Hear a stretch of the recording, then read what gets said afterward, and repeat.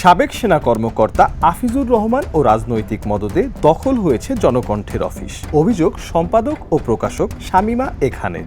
এরই মাঝে সাবেক এই সেনা কর্মকর্তার বিষয়ে সামাজিক যোগাযোগ মাধ্যম ফেসবুকে চাঞ্চল্যকর তথ্য দিয়েছেন আয়নাঘর ফেরত কার্টুনিস্ট কিশোর। দৈনিক জনকণ্ঠ দখলের অভিযোগের মধ্য দিয়ে বারবার সামনে আসে একটি নাম, যা বিগত ফ্যাসিস্ট সরকারের সময় সাংবাদিক মহলে নানা কারণে বিতর্কিত। তিনি সাবেক ডিজিএফআই কর্মকর্তা আফিজুর রহমান। দায়িত্বে থাকা অবস্থায় ক্ষমতার অপব্যবহার করে সংবাদ মাধ্যমে হস্তক্ষেপ, সাংবাদিকদের ডিজিএফআই কার্যালয়ে ডেকে নিয়ে হয়রানি ও চাপ প্রয়োগ, কোনো প্রতিবেদন কোনো বিশেষ ব্যক্তি বা গোষ্ঠীর বিপক্ষে গেলে হুমকি ধামকি দেওয়া, এমনকি সাংবাদিক সমিতির নির্বাচনে প্রভাব খাটিয়ে স্বৈরাচারের আস্থাভাজন প্রার্থীদের বসিয়ে দেওয়ার মতো বহু অভিযোগ সে সময় ওঠে তার বিরুদ্ধে। এবার আফিজের বিরুদ্ধে আয়নাঘরে নির্যাতনের দাবি করেছেন কার্টুনিস্ট আহমেদ কবির কিশোর, যেখানে তার নির্যাতনের পিছনে সাবেক এই সেনা কর্মকর্তার সংশ্লিষ্টতার বিষয় উল্লেখ করেন তিনি। সার্বিক বিষয়ে দা নিউজ কথা বলে বাংলাদেশ মিডিয়া মনিটরের প্রতিষ্ঠাতা ও অনুসন্ধানী সাংবাদিক মুনোয়ার আলম নির্ঝরের সাথে। মেজর আফিজুরের যে বিষয়টা বারবার উঠে আসছে সেটা হচ্ছে সে যখন ডিজিএফআইতে ছিল তখনও সে গণমাধ্যম সাংবাদিকদের নিয়ন্ত্রণ করার চেষ্টা করছে। বেশিরভাগ সময় সে ফোন দিয়ে বা এই ধরনের হুমকি ধামকি ভয় দেখানো, এছাড়াও তার বিরুদ্ধে আরও বড় অভিযোগ ছিল বিভিন্ন সাংবাদিক সংগঠনের যে নির্বাচনগুলো সেই জায়গাগুলোতে সে হস্তক্ষেপ করত। তারপর সে ডিজিএফআই ছাড়ার পর তার এবং ওই ডিজিএফআইতে থাকা অবস্থায় কিন্তু কার্টুনিস্ট কিশোর এবং মুস্তাক তাদেরকে বারবার লোকেট করা বা তাদের নির্যাতনের সঙ্গে জড়িত থাকার বিষয়টা আজকে কার্টুনিস্ট কিশোর উনি সরাসরি উল্লেখ করছে। এছাড়াও উনি হচ্ছে চাকরি ছাড়ার পর প্রথম হাজির হয় নাফিস শারাফাত আলোচিত তার পত্রিকা দৈনিক বাংলায়। তারপর হচ্ছে গিয়ে সেখান থেকে সে দৈনিক বাংলার অবস্থা আপনারা জানেন যে সেখানেও ছাঁটাই বিভিন্ন অপকর্ম সে করে জনকণ্ঠে সে হাজির হয় এবং জনকণ্ঠে ও দখলের বিষয়ে যেটা আসে এর আগেও আপনারা দেখছিলেন যে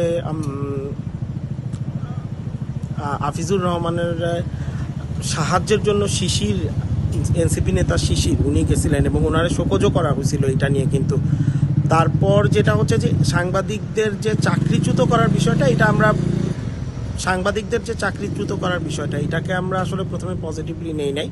পরে দেখা যায় যে এইখানে হচ্ছে গিয়ে ডবল গেম খেলছে আফিজুর এদেরকে চাকরি থেকে বাদ দেওয়ার বিষয়টাও সে ওখানে গেম খেলছে, আবার হচ্ছে এইদিকে এই সংবাদকর্মীদেরও আবার উস্কায় দিছে এবং সে শিশির এবং যে গ্রুপটা মিলে মূলত জনকণ্ঠ সে পুরোপুরি দখল করছে। কারণ হচ্ছে তার একটা শেল্টার দরকার এই মুহূর্তে। একটা সময় সে নিজের বঙ্গবন্ধু গবেষক পরিচয় দিত, এখন সেসব দিতে পারতেছে না।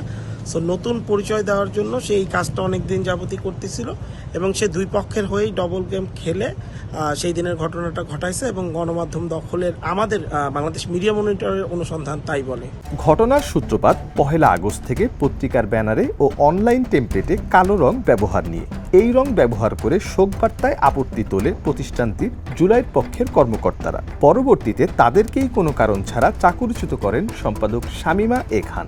এ নিয়ে শুরু হয় টানাপোড়েন। 5 আগস্ট ছাত্র জনতার অভ্যুত্থানের পর থেকে গণমাধ্যমে আওয়ামী ফ্যাসিবাদের দোসররা এখনও রয়ে গেছেন, দাবি চাকরিচ্যুত কর্মকর্তাদের।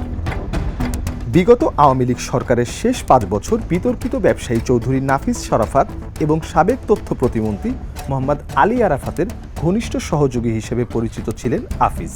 সেনাবাহিনীর চাকরি থেকে অবসরে যাওয়ার পর তিনি নাফিস শারাফাতের পত্রিকা দৈনিক বাংলার নির্বাহী পরিচালক ছিলেন। বর্তমানে তিনি গ্লোব জনকণ্ঠ শিল্প পরিবারের chief operating officer.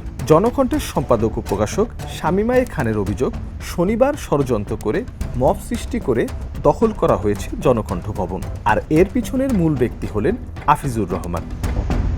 Mirza Sanowar Hossain, the news desk.